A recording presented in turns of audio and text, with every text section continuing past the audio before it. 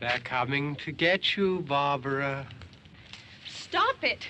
You're ignorant. They're coming for you, Barbara.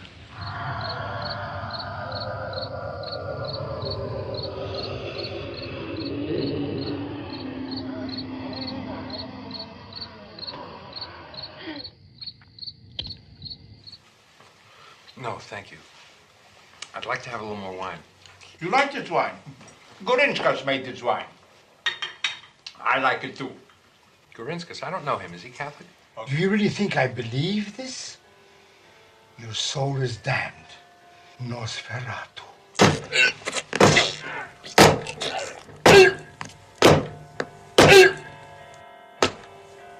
What the hell is it? Looks like a shopping center.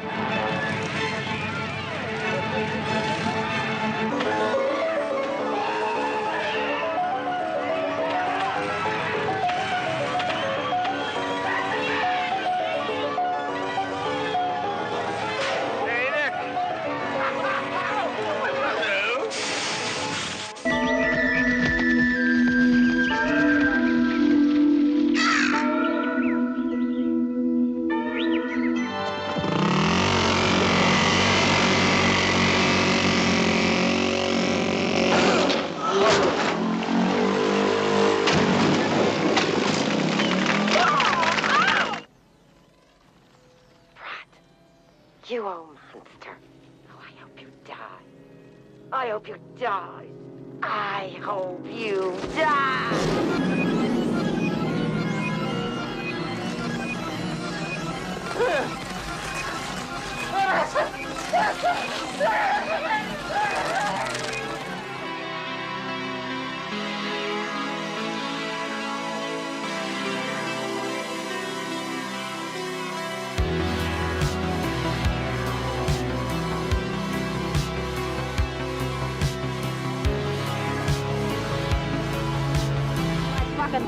Wilma! Your husband's calling you, Billy.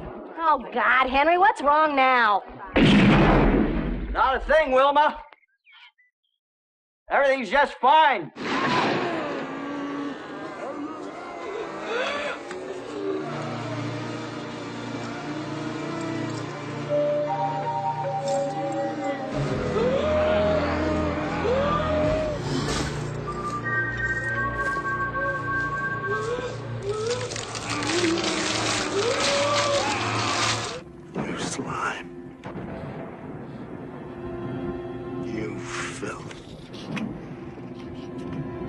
I'm gonna take you apart.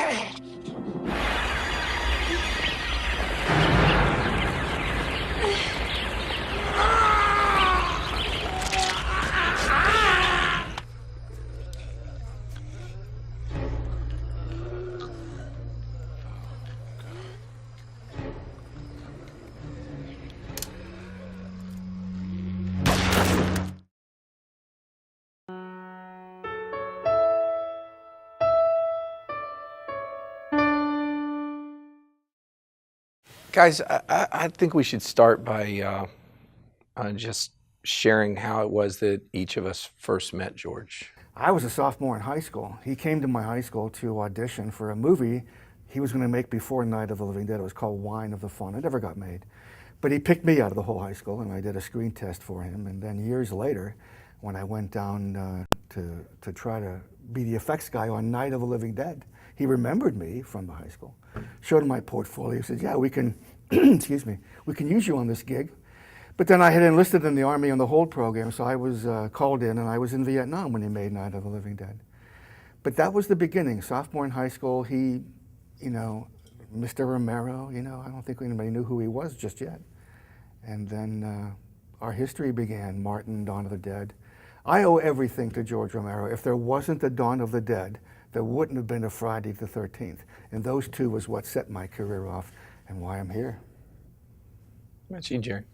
Well, I met George when I was probably about 15. I was dabbling in makeup effects, you know, and I was doing makeup for community theater, Arsenic Road Lace. They wanted some scars, so I was in high school, and my English teacher was involved in the the play and got me to go and do the makeup. And a bunch of people said, hey, we're going to Monroeville Mall. We're going to be zombies in a movie. And I thought, I live in Monroeville. They're not going to be shooting a movie there. So I went, and sure enough, they were shooting Dawn of the Dead. And you got in line and you got paid $1.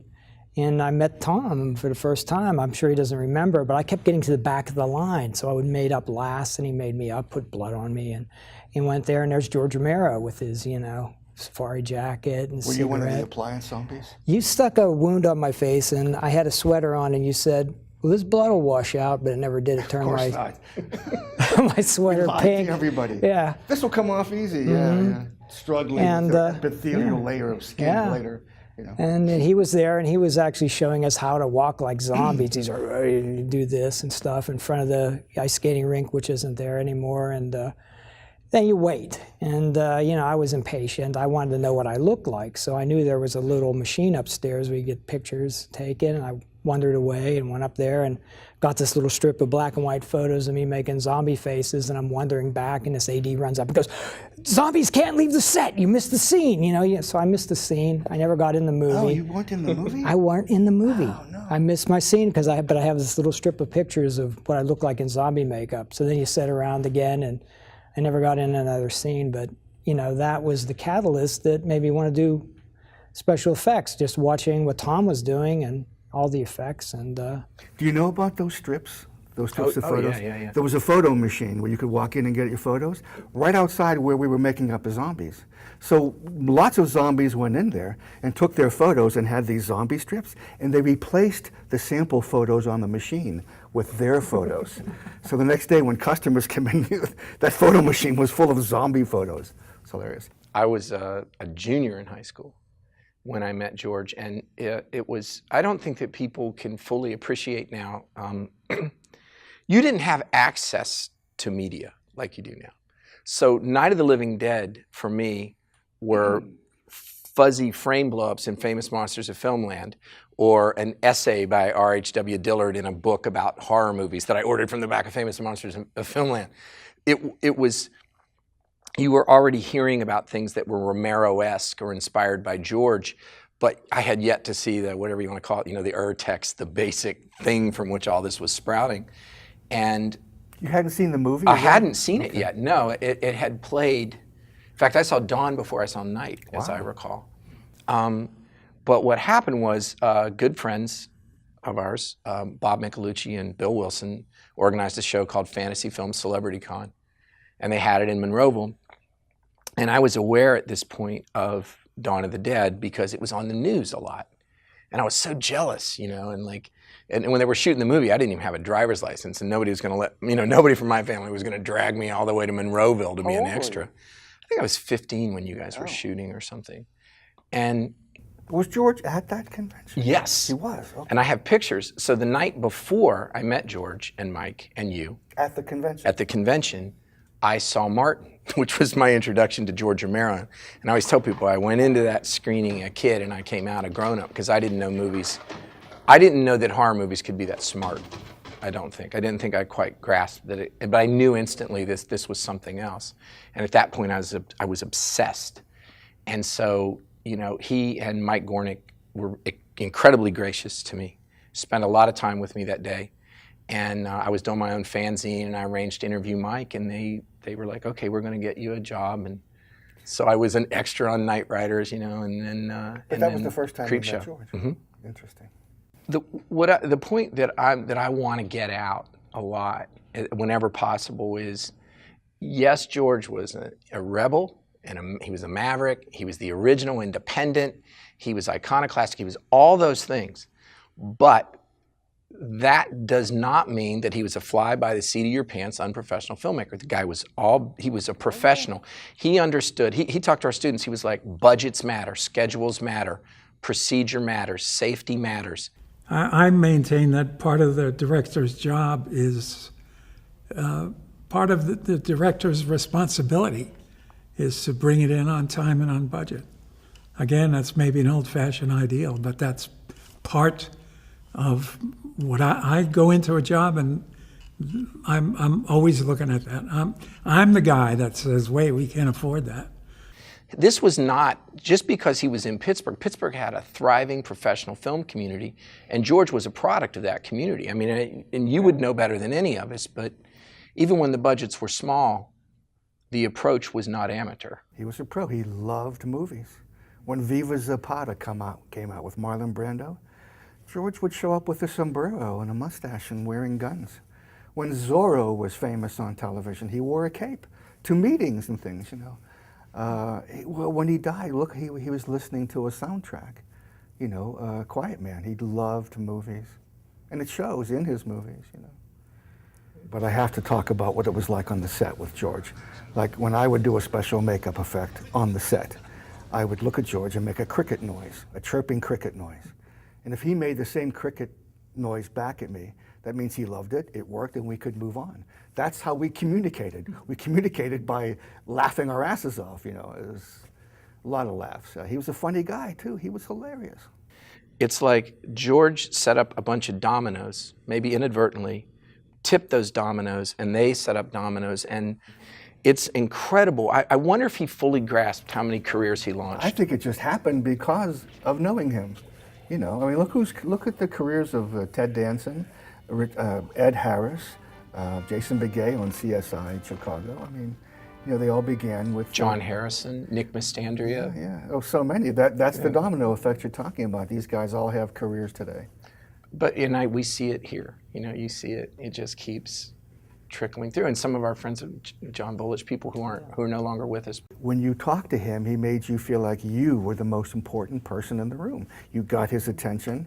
You know, like if you go to conventions and you see, you know, celebrities behind the tables, you might be talking to one and, you know, they're looking at the crowd and stuff and not really focused on you. George focused on you and you felt important. You felt listened to. Yeah, and I think, I mean, that was, you know, things happen to you when you're young and then you take it away and you find yourself applying it. And I often think, you know, in that crossroads moment when George and Mike weren't scanning the room or looking at the door, trying to figure out how to get away, and actually invested some time in a young person. Now, I feel like you always got to pay that forward, you know, like when there's a kid, and I know you've done it for years. You know, I mean, you're teachers. I mean, you feel he led by example, you know, in the same way we were talking about what John Harrison said. He said, you know, like George's sets were always fun, always fun. Even if we fell behind or something, like there was an atmosphere of joy. You felt at home because with your family. And with your family, you might scream and then 5 seconds later, hey, can I get you a cup of coffee? You know, it was a family atmosphere. And it was a lot of fun. You know, Grips would dress up and, you know, they have skirt day and Mexican hat day. And Mexican hat day. Yeah. I mean, the morale was just rich. An atmosphere of fun. And George dressed as Santa Claus on the set of Dawn of the Dead to throw pies in the faces of zombies. Who came up with that? Him. One thing I think a lot about is that, you know, there's a movement sort of in cinetourism, but it's like here it's incredible. Like I used to have an incredible sense of deja vu at the Cal U campus when I was down there for something, and not realizing the dark half that doubled for like a New England campus. That people come here and they try to find, they all go to the Evans City Cemetery, you know, and they look for the graves that were in the movie and they pose next to them. I got a call from a fan at the Monroeville Mall. Hi, I'm in the Monroeville Mall. I'm listening to the Dawn of the Dead soundtrack. Where should I go? You know, back then, there was still some blood in a grate and there a t-shirt stand, but now there's nothing. I got thrown out of Monroeville Mall right after the movie. I went back the next day and I had like a little Ziploc bag and I was scraping the blood out of the cracks. Really? Putting them in a Ziploc bag. I still have it. You said something earlier too, that George had a passionate love of cinema and never stopped loving cinema and never stopped studying cinema. Like he would get his Academy screeners, you know, the Academy sends out when you're voting for like the Academy Awards or whatever. He watched all of them, you know, and then had an opinion on all of them. You know, in fact, I feel bad. See, that was frustrating sometimes because you'd go to George with some movie in your head that you just loved, you adored it. He said, what a piece of crap, you know. Oh man, because you wanted to, hoping George would feel the same way, you know, and rarely did he, you know, on some big movies, you know. loved Tales of Hoffman. Yeah. Yeah. Oh my God, he loved Tales of Hoffman. And Zulu. I remember sitting around on the, I think it was Tui Wa's set, and it was, you were there too, and he was talking about how he loved Zulu. Yeah. Somebody told a story at the service, and my eyes got real big because I'd had almost the same conversation with George. Was George loved that movie, The Cowboys? Yeah. He's like, do you like Cried. The Cowboys? Cried watching You know, it. he's like, don't you love it? I'm like, yeah, well, actually, yeah, I do love it. And you couldn't sit around or hang around with George long before he went into Marlon Brando. He would do impressions, you know. Marlon Brando, Jack Nicholson, you know, and that was always... And then it's in Night Race, I'm not anti-chicken. You know? That was so funny. He was electric. It was just fun. He walked into the room and it was just, things changed. The whole atmosphere changed. It was just fun to be around him because of those imitations, because of the stories. For me, because George Romero, the idea, was there in my head and someone for me to pattern myself after before he was the flesh and blood person in my life who became a mentor and a friend. Yeah. He was a person I wanted to be because he did everything you weren't supposed to do. He's not living in Los Angeles, no family members, no, the whole 9 yards. He just came up and then stayed outside of that and did what he wanted to do. But it wasn't just this guy who is now gone, and it's a friend, and it's not enough to say, well, but you have your memories. It's like I said on my tribute, it's molecular. He's in us. There's a gap, there's a hole now in the continuity of life, as far as I'm concerned. And that will always be George Romero. It's deeper than just a friend passed away.